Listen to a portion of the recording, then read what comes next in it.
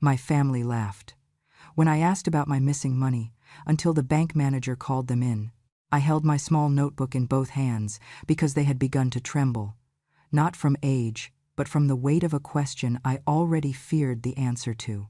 Across the table, Jason was cutting his steak into distracted, impatient squares, while Amber scrolled her phone with the kind of exaggerated boredom she often reserved for my presence. Grace was eating quietly, glancing between us, as if she could sense the tension that wrapped around me like cold air. I cleared my throat and forced my voice to stay steady. Jason? I noticed several withdrawals I do not recognize in my checking account. I wrote everything down like I always do. Do you know anything about them? For a breath there was silence, the kind that presses against your ribs. Then Jason leaned back and laughed, a short, dismissive burst that made my cheeks burn. Mom, you are 76. You barely remember what you had for breakfast. Now you are auditing your bank account? Really? Amber lifted her eyes, slow and insincere, and smirked the way someone does when they smell something unpleasant. Maybe tomorrow she will accuse the mailman, or the TV. Old people always think someone is stealing from them when it is just their memory slipping away. She tapped Grace's arm lightly and added, "See, honey, when you live too long and never retire your brain, this is what happens." My notebook pressed into my palm, the edges sharp.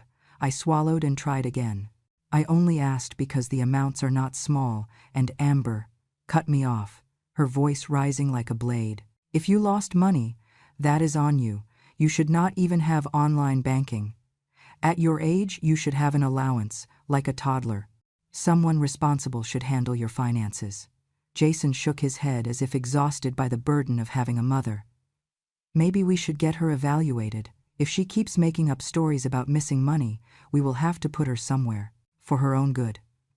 Somewhere, like a broken thing to be stored out of sight. Then he leaned forward and said the line that struck harder than any shout could have. You should be grateful we let you live here for free. Do not start biting the hand that feeds you, Mom. A hot sting rose behind my eyes, but I refused to let a tear fall in front of them. They would take it as proof of instability. I kept my voice small, careful. I have always kept records. I did not make those withdrawals. Jason scoffed. There it is. Paranoia. Classic dementia sign. She forgets something and then blames everyone else. For a moment, all three stared at me like a jury amused by a defendant. Grace looked unsure, but Amber nudged her spoon toward her and whispered, "Eat. Let your grandmother ramble." And in that moment I realized something else was happening, something colder than the missing money. They had already decided who I was allowed to be. A confused, fragile burden. A problem to be managed. An unreliable narrator of my own life. If you feel justice deserves celebration, smash that hype button. Let us keep stories like this alive, echoing far, far away. Your support helps us bring understanding and love to those who deserve it. Thank you so much. Keep listening. I tried once more, though my throat felt tight. Jason, I am not confused. The withdrawals happened while I was at home, and I always— Enough, he snapped. You do not know what you are talking about. Stop creating drama. Amber folded her arms and gave me a long, pitying look. This is embarrassing for everyone. Just admit you forgot and move on. Their insistence felt rehearsed, as if they had practiced this narrative long before tonight. They wanted me uncertain, wanted me to doubt the very ground I stood on. And a terrible thought slid into my mind. Maybe this was not about the money at all. Maybe the money was simply their excuse to reshape me into someone powerless, someone they could speak over, someone who could not question them. The gaslighting settled over the room like a thick fog. I felt it entering my lungs, numbing my thoughts, trying to convince me that the precise records I kept for 50 years were suddenly the fantasies of a failing mind. But even as they talked over me, mocked me, dismissed me, something inside me stayed sharp. Not angry, not yet, just sharp like a needle pressing through cloth. They did not know that my mind was still intact. They did not know that every number in that notebook had been written with care I had practiced since my earliest days at the bank. They did not know that memory does not vanish simply because someone wants it to. So I stopped defending myself. I closed the notebook gently, the way one might close the door on a conversation not worth having. I excused myself from the table and returned to my small room, their laughter echoing behind me, too loud, too practiced, too cruel. I sat on the bed, opened the notebook again, and traced the entries with my finger. Each line was clear. Each date matched receipts I had filed in a small tin box beneath the bed. I was not wrong. I was not confused. The numbers were telling me a story they did not want me to hear. For the first time, I spoke aloud to the quiet room. "If they will not believe me," I whispered, "then I will find someone who believes the data." And with that, the trembling in my hands stopped. People think resentment grows from something big, but in my family it grew quietly, twisting itself around half-truths and memories no one bothered to look at closely. When Jason and Amber laughed at me about the missing money, their cruelty did not come from nowhere. It came from years of misunderstanding, years of refusing to see me as anything but a symbol of what they resented in their own lives. They had rewritten me long before that night. They had turned me into a villain they felt justified mocking. When I was younger, I was not the confused old woman they pictured. I was a risk control specialist at one of the largest banks in the state. My job was to detect fraud before it ruined people's lives. I read patterns like most people read faces. I caught discrepancies that even algorithms missed. My colleagues called me the human alarm because the moment something looked wrong, I felt it in my bones. I was proud of that work. It mattered. It protected families. I only wish it had protected my own. Jason grew up seeing me come home late, tired, smelling of printer ink, dry paper, and the faint metallic scent of cash that lingered on my sleeves after long hours reviewing transaction data. He never knew that on the nights I missed his school events, it was because some desperate person had tried to siphon a widow's life savings or a hacker had slipped into a vulnerable system. He only saw the empty seat, only heard the snickers from classmates. "Your mom loves her bank more than she loves you. Children can turn a knife with only a sentence." I did not know he carried that wound for years, but he also did not understand the impossible equation I woke up with every morning. If I worked more, I was accused of choosing money over him. If I worked less, we could not afford rent. In Jason's eyes, both choices meant failure. In mine, they meant survival. It is a cruel thing to do your best and still leave someone hurting. One memory followed us like a ghost. When Jason was 13, he begged to attend an expensive summer camp because everyone else was going. I could not justify it. Instead, I used the money to buy him a vest and shoes for an interview for a scholarship program he qualified for. I thought I was opening a door for him, but he did not get the scholarship, and in his mind, that failure became my fault. I had forced him to try something he never wanted.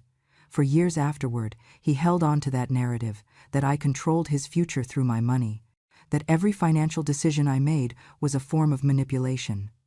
It never mattered that all I wanted was to give him a chance his father never had. Then came Amber. If Jason carried old wounds, Amber carried fresh fire and needed someone to burn with it. She grew up in a middle-class home but treated frugality like a disease. The first time she saw me clip discount vouchers, she looked at me as if I had spit on her shoes. "Cheap," she muttered once, when she thought I did not hear. "People who live small stay small." That was her mantra. When she failed her startup, a project I had gently warned her about, not out of negativity but out of years of understanding financial risk, she lost a painful amount of money.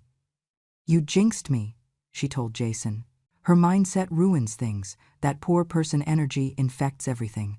Her words slithered into his resentment like poison. Soon, I was no longer just the mother who missed a school play. I was the reason he had not become the man he believed he should have been. Amber nurtured that idea with care. She reframed every sacrifice I had made. "Your mom did not sacrifice. She controlled. She chose work over you. She chose money instead of showing up. That is emotional neglect." And Jason, eager to understand his own disappointments, latched onto her version. It was easier to believe I had failed him than to accept that life had dealt him difficulties he could not control. Some memories he altered without even realizing, like the time he said I forced him to take a part-time job in high school. In truth, he wanted a new gaming console, and I told him gently that if he saved half, I would match it. He remembered it as coercion. or the time he claimed I mocked him for not getting into a top-tier college. In truth, I sat beside him for hours helping him apply to others, reassuring him he was still capable. But the story he carried, the one Amber reinforced, was that I had used money to belittle him.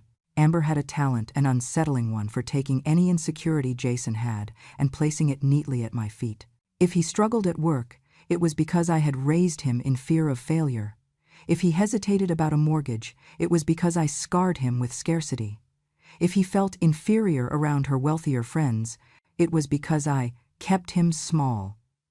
None of it was true, but resentment does not need truth. It only needs fuel. They built a version of me, a frugal tyrant, a joyless accountant who clutched pennies instead of people. In their minds, my caution became stinginess, my planning became control, my exhaustion became disinterest, and my love became cold arithmetic. They repeated that story until it hardened into truth for them, until they hated a woman who never existed. They hated the version of me they created because it shielded them from confronting their own regrets. Blaming a mother is easier than facing a world that disappointed you. The painful irony was that I had spent my life protecting them, shielding Jason from poverty and Amber from financial disaster. Yet in their rewritten tale, I became the enemy of their ambitions. So when money disappeared, they were ready to laugh, to accuse dementia, to dismiss me rather than admit someone had betrayed me. Because if my memory was intact, their illusion would shatter and they would have to face themselves. Living in my son's home felt less like sharing a space with family and more like renting a corner in a building where no one wanted me. They gave me a small room on the first floor near the back door, a space meant for storage or maybe a housekeeper, not a mother. It smelled faintly of detergent and old wood, and the window latch never fully closed, but I said nothing because I had learned that any complaint became proof that I was declining. They needed me to be the problem, so they made sure everything I did looked like one. The gaslighting began quietly. Amber would move my glasses from the nightstand to the kitchen counter, then tilt her head with feigned concern when I asked if she had seen them. "Nora, you put them in the wrong place again," she'd say, sighing like a disappointed teacher. Sometimes she hid my keys, then pretended to find them in ridiculous spots like inside a baking drawer or beneath the couch cushions. When I asked why they were there, she smiled sweetly. "You really do not remember, do you?" Jason would chuckle behind her, shaking his head as though amused by something inevitable. "How old are you again, Mom? 86? 96? I would correct him 76, but he would wave me off as if my age were merely my opinion. They began telling neighbors that I repeated stories 5 or 6 times an hour, even though I spoke so little during family gatherings that it felt like I had swallowed silence itself. I once overheard Jason telling the woman next door that he feared I was slipping fast, that it was like watching a candle burn down. She sympathized, offering him a casserole, while I stood behind the curtain, unseen, wondering when my real voice had stopped mattering. Amber escalated things. She placed a bright yellow sticky note on the stove reading, "Turn off the burner," signed with a little heart as if she were doing me a kindness. That afternoon, she turned the knob herself, leaving the flame on low so the burner warmed the air. When she brought Jason into the kitchen, the tone of her voice was triumph. "See? She forgot again. She could burn the house down." Jason took out a notebook, he had been keeping one I didn't know existed, and wrote down the incident with the solemnity of a detective collecting evidence against a criminal. When I tried to speak, Amber cut in. "We know you didn't mean to, Nora, but intent doesn't matter when safety is at risk." They created a narrative in which I was dangerous, confused, and unpredictable. At dinner, they would exchange glances each time I asked a question, sometimes laughing softly, sometimes sighing, sometimes shaking their heads in unison like a chorus that had rehearsed their roles. I felt myself shrinking. Doubt crept in, sharp and quiet. Was I repeating myself? Was I misplacing things? Was I fading? But at night, when I reviewed my careful logs, the temperatures I set while cooking, the bills I paid, the exact times I took my medication, I knew my mind was still intact. The numbers aligned perfectly. The patterns were consistent. I was not failing. I was being framed. The clearest blow came during the appointment with Dr. Harris. They insisted on taking me, saying they were worried about me. The moment we sat down, Amber leaned forward and began painting a picture of me, as if I were not in the room. She gets confused about days, accuses us of stealing, misplaces everything. The stove incident really scared us. We think it's time to talk about power of attorney before something worse happens. She said it with the tone of a responsible daughter-in-law, a tone practiced and polished. I sat frozen, feeling my cheeks burn. When Dr. Harris asked me the date, the president's name, the street we were on, I answered each question clearly. Amber did not miss a beat. "See," she said, giving a sympathetic smile. "She's having a good day. But it fluctuates. You should see her on a bad day." Jason nodded in solemn agreement. My voice came out small. "I don't have bad days." Amber squeezed my hand in a gesture meant to look loving. "Of course you don't remember them." Dr. Harris frowned, scribbling notes. A chill ran up my spine. They weren't just humiliating me, they were building a case to take everything from me, including control of my own money. When we returned home, I went straight to my room, shut the door, and sat on the edge of the bed. For a long time I stared at my hands, the same hands that had once handled fraud cases involving millions of dollars, hands that were steady even now. I opened my ledger and reviewed entries I knew were accurate. I traced each line with my finger, letting the precision of my own writing steady my heartbeat. "If they want to erase me with lies," I whispered to myself, "then I will protect myself with truth." They were crafting a world where I was helpless, but I knew how to uncover deception. I had done it for decades. This time, the fraud was in my own home, and I was ready to investigate. After 40 years in banking, I learned two truths. Numbers never lie, people often do. I carried that knowledge into retirement like an emergency key, never expecting to use it against my own family. Years ago, I helped build a senior protection system called Legacy Lock, designed to catch fraud even when memory faded or relatives interfered. I reviewed its authentication logic, voice verification, and escalation protocols. It became the gold standard for safeguarding elder accounts. Before retiring, I enrolled myself not out of fear, but instinct. I knew predators came in many forms, sometimes dressed as family. The morning after Jason and Amber tried to convince Dr. Harris I was losing my mind, something inside me clicked into place, not panic, but precision. If they wanted to weaponize my memory against me, I would use their fingerprints, their IP addresses, their careless arrogance against them. So I walked to the old downtown branch, ready to investigate my own home. The receptionist's eyes widened slightly when she saw me. "Mrs. Rowan, let me get Mr. Coleman." I had not asked, but of course he would want to see me. Coleman had been an intern when I mentored their fraud team. He once told me I was the reason he specialized in risk management. He came out quickly, offering his hand with genuine warmth. "Nora, what brings you in?" I met his eyes steadily. "I want to review the login logs on my checking account," I said. "And I want access to the ATM camera footage tied to recent withdrawals." His expression shifted from pleasant to alert, that subtle straightening of the shoulders I recognized from every professional who had just realized something was wrong. "Did something happen?" he asked. "Funds are missing," I answered, "and the explanations I have received at home don't add up." He nodded once. "Let's take a look." In his office, he pulled up Legacy Lock's backend, a system I knew as well as my own handwriting. The first red flag appeared instantly. Multiple transfers initiated from an unrecognized device. The IP address displayed on screen was painfully familiar, Jason's home network. My throat tightened, but I said nothing yet. Coleman expanded the audit log. Legacy Lock had marked several entries in orange, the color reserved for suspicious but incomplete attempts. Someone had tried to bypass voice verification by playing a pre-recorded clip during a high-value transaction. The audio file Legacy Lock captured was distorted, but even through the static I could tell it wasn't my voice. The pitch was wrong, the cadence is stiff. Someone had tried to imitate me, and Legacy Lock had stopped it, notifying Coleman automatically behind the scenes. Coleman glanced at me. "You didn't authorize these." It was not a question. "No," I said quietly. "I did not." He sat back, exhaling slowly.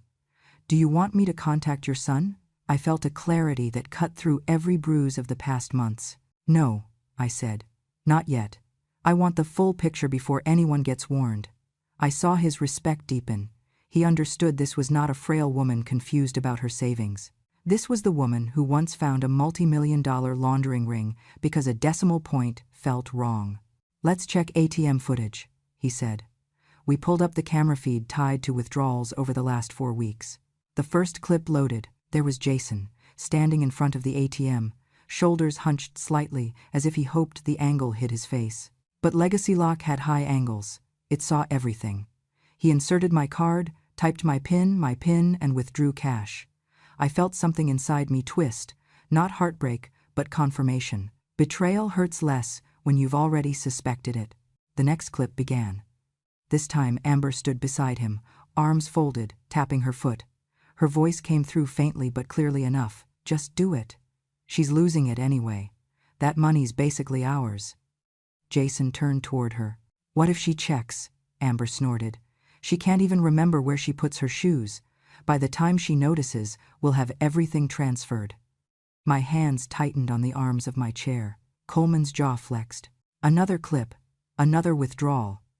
Each one more careless than the last, their confidence growing with the assumption that I was too old, too confused, too blind to see the theft happening right under my roof. They thought age was the same as ignorance. They thought experience evaporates when your hair turns gray. Coleman stopped the footage. Nora, he said carefully, this is criminal. I nodded once, controlling my breath. I know. We can initiate a fraud investigation immediately. Not yet, I said again. I want everything documented. Every login, every clip, every attempt. I want a complete chain of evidence. He studied me for a moment, then his expression softened in a way tinged with admiration. You always were thorough. I almost smiled. Thoroughly keeps innocent people alive, I said, and exposes guilty ones. When I walked out of the bank, the sun felt harsher, the wind sharper, as if the world itself had become more honest. I had proof, not guesses, not suspicions. Proof, but the video showed something more important than theft. Amber was the architect, Jason the willing tool. And beneath their actions was a simple truth. They believed I was disposable. They believed my mind was fading. They believed my money belonged to them. They were wrong. I stood at the curb, my purse held tightly under my arm, and whispered to myself, I have stayed silent long enough. And for the first time in months, I felt something I thought I had lost, a sense of power returning to its rightful owner. The phone rang at 7:14 p.m., just as Jason and Amber were finishing their second glass of wine. I was in my small room wiping down my glasses when I heard Jason answer. His voice was calm at first, then dipped into unease. Yes, this is Jason Rowan. Tomorrow? All three of us? Why? He went quiet, listening. Then, yes, we'll be there. When he hung up, Amber smirked, swirling her wine. Let me guess, the bank wants us there because your mother complained again. Perfect. Maybe now the manager will tell her to her face that she's delusional. Jason exhaled sharply, annoyed, but I saw the flicker of concern in his eyes. They had no idea what Legacy Lock had already shown us. They had no idea I had stopped being quiet. The next morning, the air was unusually still. I dressed simply and neatly, as I always had for work. Ironed blouse, neutral slacks, hair pinned back. Clarity has a way of making you stand straighter. Miss Rivera, my attorney, picked me up in her dark sedan.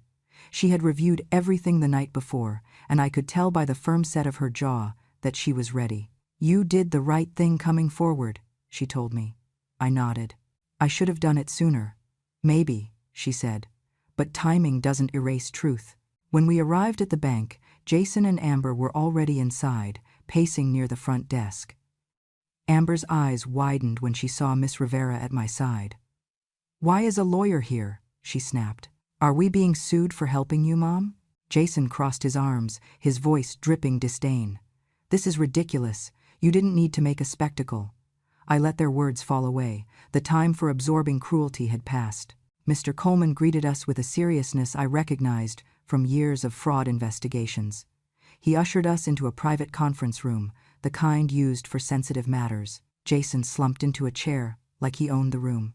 Amber sat tall, chin raised, already rehearsing her indignation. Coleman began, his tone formal. "Thank you all for coming. We have concerns about recent transactions associated with Mrs. Rowan's accounts. We want to clarify the situation with everyone present." Amber jumped in immediately. "Yes, please do. She keeps insisting money is missing, but she forgets where she spends it. This is becoming exhausting." She said it loud enough to imply she was the victim. Jason nodded.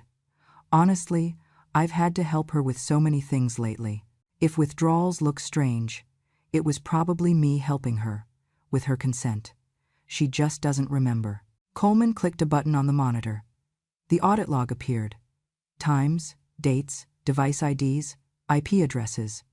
A neat pattern if you knew how to read it. "These transfers," Coleman said evenly, "originated from a device not registered to Mrs. Rowan." Amber flicked her wrist dismissively. "She uses our Wi-Fi. It's normal." "Yes," Coleman said, "but she has not logged in from this device before, and the system flagged it as suspicious." Jason forced a laugh. "The system must be mistaken. She gave me her login. She forgot." Coleman looked at him steadily. "Then why?" he said, clicking again. "Do we have a forged signature on file for transaction #4827? The screen now showed a digital signature captured during a transfer attempt. Anyone with trained eyes could see the inconsistencies, the slanted angle, the unnatural breaks, but perhaps the most damning evidence was what came next. Coleman selected another file. A waveform appeared on the screen. "Legacy lock requires voice verification for high-value actions. Here is the voice our system received during the authentication attempt." He pressed play. A strained, awkward imitation of my voice filled the room. The pitch wavered. The phrasing sounded rehearsed. Amber's lips tightened. Jason's face drained of color. Coleman let it finish before speaking. This voice did not match Mrs. Rowan's biometrics. The attempt was rejected. Jason opened his mouth, but nothing came out. I watched him struggle to assemble a lie, but Legacy Lock had already stripped him bare. Still, Amber tried to seize control. "This is absurd," she snapped. "She used to work here. Maybe she knows how to manipulate your systems. Maybe she set us up." She threw her hands up dramatically. "Old people get crafty when they're scared of losing relevance." Miss Rivera turned her head slowly toward Amber, her expression razor-sharp. If Mrs. Rowan had manipulated anything, the audit logs would show it. But they don't. They show your IP address, your device, your husband's PIN entries, your voice on camera telling him she doesn't need that much money anyway. Coleman clicked again, and the ATM footage appeared. There stood Jason, withdrawing my money. Next to him, Amber leaned in, whispering sharply, her words captured clearly enough. "Just do it. She's losing it anyway. That money's basically ours." The room went still. Not fragile stillness, dead, incriminating stillness. Jason buried his face in his hands. Amber attempted one final attack. "This is taken out of context. She worked at a bank her whole life. She probably had all this planned. People like her, people who grew up poor, they get obsessed with money and sabotage everyone around them." Coleman interrupted her, his tone firmer than before. "Miss Rowan is not under investigation. You are." Then he folded his hands. "Under state law, these actions qualify as elder financial abuse." He paused, letting the weight settle. "We are legally required to file a report with Adult Protective Services. Additionally, Mrs. Rowan's accounts have been temporarily frozen to protect her assets. She remains the sole owner.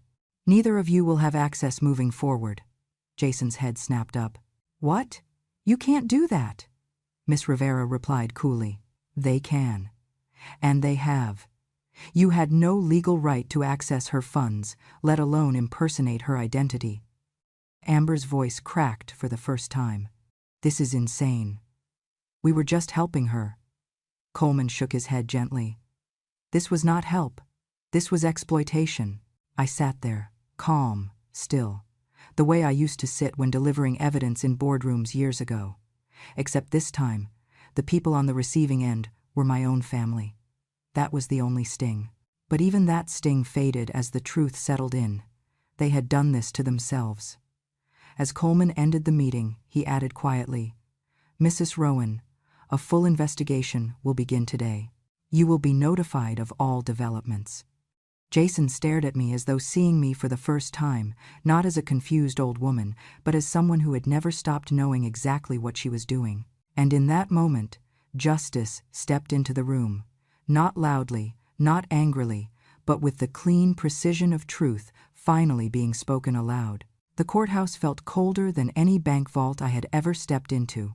Though maybe it was not the building that felt cold, maybe it was the knowledge that my own son and his wife had dragged me here, hoping to lock me away. Jason and Amber sat across the aisle with their attorney, a smug man who wore his confidence like a cheap cologne. They had submitted a thick packet of evidence, claiming I was losing my memory. Pages of Jason's scribbled log blaming me for things I had never done, notes Amber had planted, exaggerated stories about me, repeating myself, and accusations that I had dangerous confusion episodes. It was a carefully crafted narrative, one meant to erase my credibility. Dr. Harris was called first. He adjusted his glasses as he took the stand, speaking cautiously. "I have observed some mild stress-related forgetfulness," he said, glancing in my direction. The family expressed concerns about early-stage cognitive decline. At the time, I could not rule it out. Amber nodded vigorously, as if the words were gospel truth. Jason folded his arms, satisfied. Then came the turning point. Miss Rivera rose and approached the bench with the calm of someone holding a grenade and waiting for the perfect moment to pull the pin. "Your Honor, the defense would like to submit supplemental evidence." She laid down the legacy lock logs, every transaction, every forged signature, every failed voice verification. Then, she played the ATM footage. Amber's whisper, "She does not need that much money anyway," echoed through the courtroom. The sound of Jason entering my PIN echoed even louder. Amber flinched. Jason swallowed hard. Miss Rivera continued, "We also submit results from an independent neuropsychological assessment conducted last week. Mrs. Rowan scored within the normal cognitive range for her age, with no signs of dementia, early stage or otherwise. What she did show were symptoms consistent with prolonged psychological manipulation and gaslighting." She delivered those final words with surgical precision. Jason's attorney objected weakly, but the judge waved him off. Miss Rivera walked toward Jason and Amber, her voice steady. "Let us examine the standards this family imposed on Mrs. Rowan." She lifted the first page of their so-called evidence. When she worked overtime for years to keep food on the table, they said she loved money more than her son. When she saved enough to avoid being a burden, they mocked her as cheap and paranoid. When she noticed unauthorized withdrawals and asked about them, they called her delusional. So, I ask you, what exactly must Mrs. Rowan do to be considered correct in their eyes? Amber's face turned red, then pale. Jason avoided my gaze. Miss Rivera delivered the blow that stripped away their last veneer of innocence. "The truth is simple. When Mrs. Rowan's memory did not serve their agenda, they called it a problem. But the only problem here was their greed." The judge leaned forward, clasping her hands. "Mrs. Rowan," she said, addressing me directly for the first time, "I want to be absolutely clear. You are not the one on trial today." Then she turned to Jason and Amber, her expression sharp enough to cut through steel. "You created a narrative of cognitive decline to justify exploiting her finances. That is not a concern. That is manipulation." Amber sputtered. "We were helping her. She forgets things all the time." The judge interrupted her without raising her voice. "The evidence suggests the only people with selective memory in this courtroom are you." She listed her ruling as if reading their consequences straight from stone tablets. "Mrs. Amber Rowan, you are hereby charged with attempted identity theft and elder financial abuse. Given the severity of your involvement, this court will determine at sentencing whether a custodial sentence is appropriate." Amber sat back, as though the floor had vanished beneath her. The color drained entirely from her face. "Mr. Jason Rowan," the judge continued, "you participated in unauthorized access to your mother's accounts. While your involvement appears to be less calculated, it was still exploitative. You are barred from managing any of Mrs. Rowan's financial matters, now or in the future. You will also complete a mandatory elder abuse prevention program. Jason's attorney tried to object again, but the judge cut him off with a single raised hand. No further arguments will change the evidence. Finally, the judge addressed the matter of my finances. Mrs. Rowan will retain full and exclusive control of all her accounts and assets. Additionally, due to her demonstrated vulnerability to familial coercion, she is granted protective authority over her own estate. Any interference by the defendants will be considered a violation of this order. As the gavel struck, the sound was not just final, it was cleansing. The courtroom began to empty, but I stayed seated for a moment, grounding myself. Years of being told I was misremembering, exaggerating, or imagining things had almost become a shadow inside my thoughts. But shadows disappear in the presence of light, and today, the truth had shone brighter than any accusation they had thrown at me. Jason approached me cautiously, his steps uncertain. He looked older than his age now, guilty in a way that sagged his shoulders. "Mom, I did not think.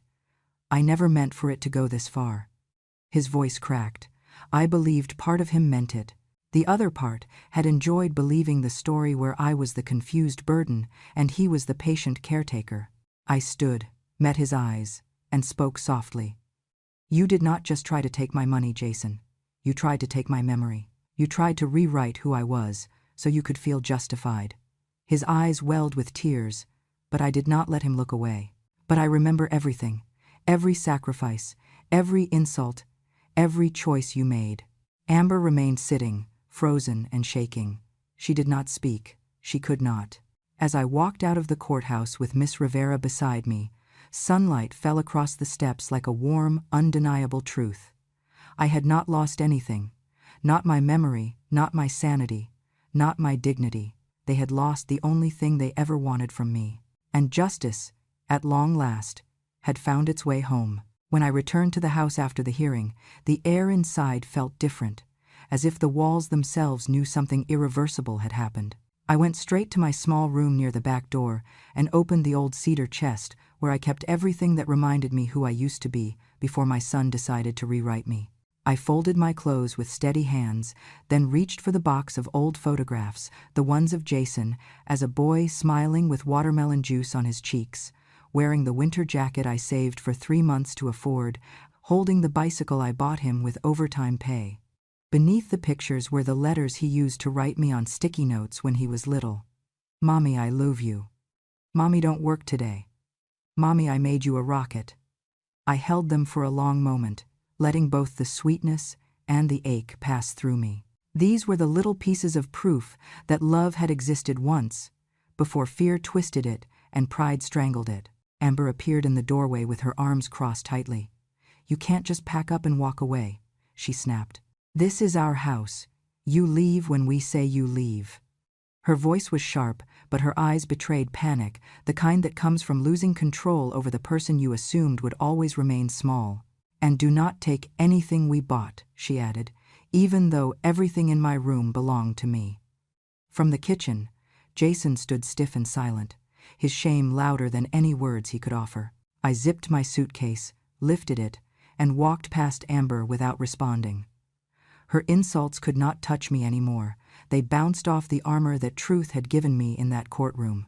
Jason followed me to the living room, his breath unsteady, his face blotched with the red of someone who has finally seen himself clearly for the first time. "Mom," he said quietly, "I thought you never loved me. I thought you loved control. I thought you loved your numbers more than me." His voice cracked under the weight of his own confession. "I thought everything you did was to make me feel small." I turned to face him. He looked so much like the boy who used to wait for me at the window when I worked late, except now the disappointment was on both sides. "Those numbers you hated," I said softly, "paid for your medicine when you were sick, paid for your school supplies, paid for every roof we ever slept under. If that is control, then it is the kind that kept you alive." His eyes filled, but I did not step forward to comfort him. Love did not mean erasing the consequences of what he had done. Grace came running down the hallway with her small backpack bouncing against her shoulders, her face tight with confusion. "Nana," she whispered, clinging to my coat. "Are you leaving because of me?" The innocence in her voice felt like something breaking inside me, something tender that still believed families stayed whole if they tried hard enough. I knelt and brushed her hair behind her ear. "No, sweet girl, I'm leaving so one day you will know what real love looks like. Love that protects, even from people it hurts to walk away from." Her eyes shone with fear, and I placed a small silver bracelet in her palm, the one my mother gave me when I was her age. "When you look at this," I told her, "remember that Nana never wanted distance. Nana wanted safety." Jason lowered his head as I stood, while Amber muttered something brittle and powerless. I drove to the bank and met Mr. Coleman one last time. Under the warm desk lamp, I changed every beneficiary.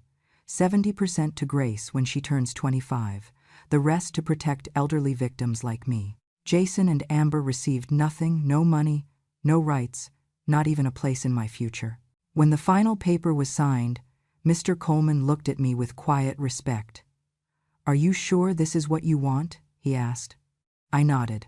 "I am choosing the only person in that house who never tried to take anything from me." That evening, as I left the city behind and the road curved into a horizon that felt wider than it had in years, I whispered a truth that tasted like freedom. They wanted to prove I did not deserve my own money. I tightened my grip on the steering wheel, feeling the weight of everything I had survived, and they were right. Someone did not deserve it, but it was not me. I drove toward a life they would never control again. When I finally settled into the little coastal town, the world felt quiet enough for me to breathe again. My small gray house near the shore let me wake to waves instead of footsteps outside my door. I joined a gentle reading circle and a slow yoga class, welcomed without judgment. A week later, an envelope arrived, Grace's handwriting, tilted and earnest, reminding me that love had followed me to this new beginning. Inside was a drawing of the ocean, the sky too purple, the waves too big, but her small note said, "Nana, I think your new home looks like magic."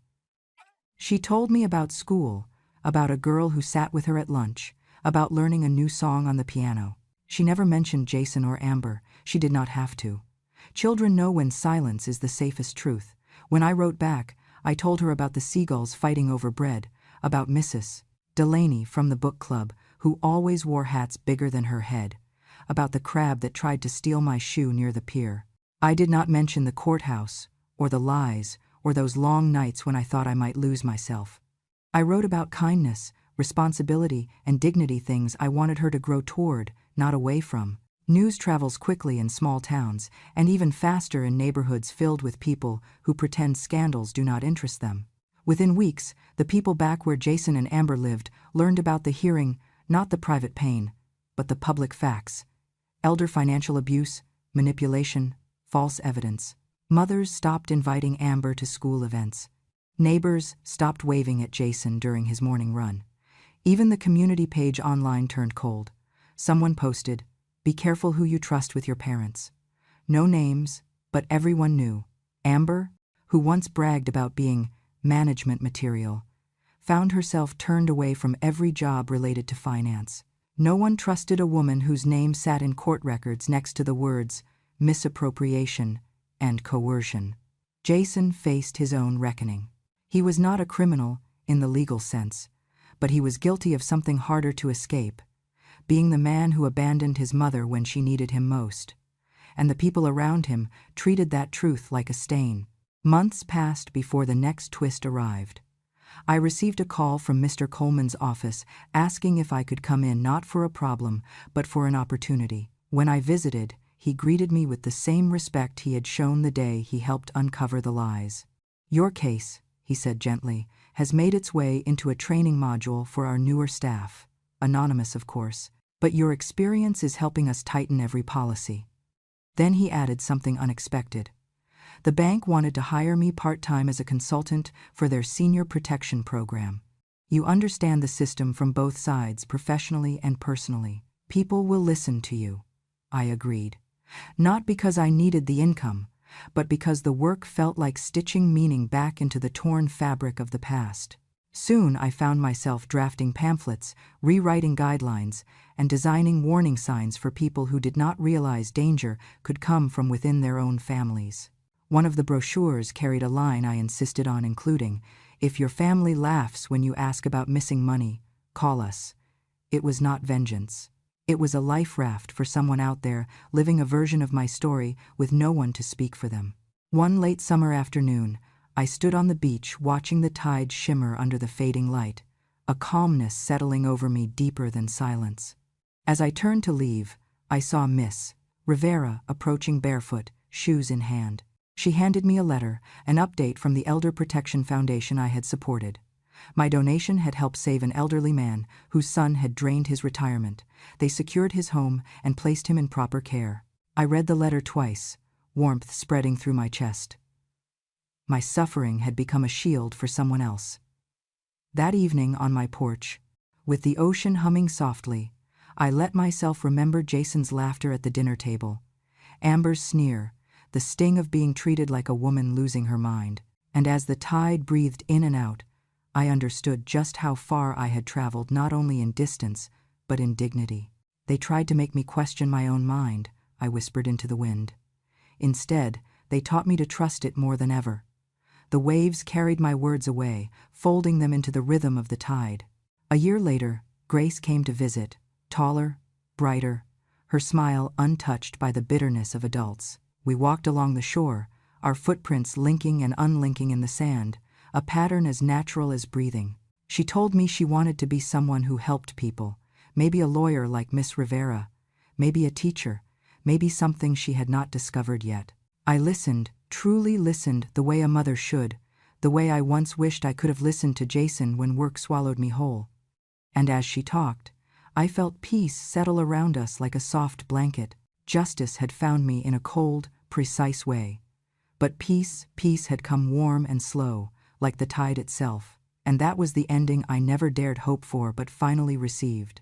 And that, my dear listener, is how a quiet old woman reclaimed her name, her dignity, and the peace she had earned 1,000 times over.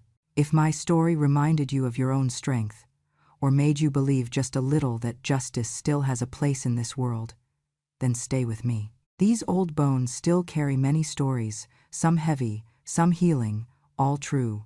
If you want to hear the next one, come sit with me again, and make sure you subscribe to Grandma True Stories. Your support keeps these memories alive, and this old heart warm. I will be waiting for you.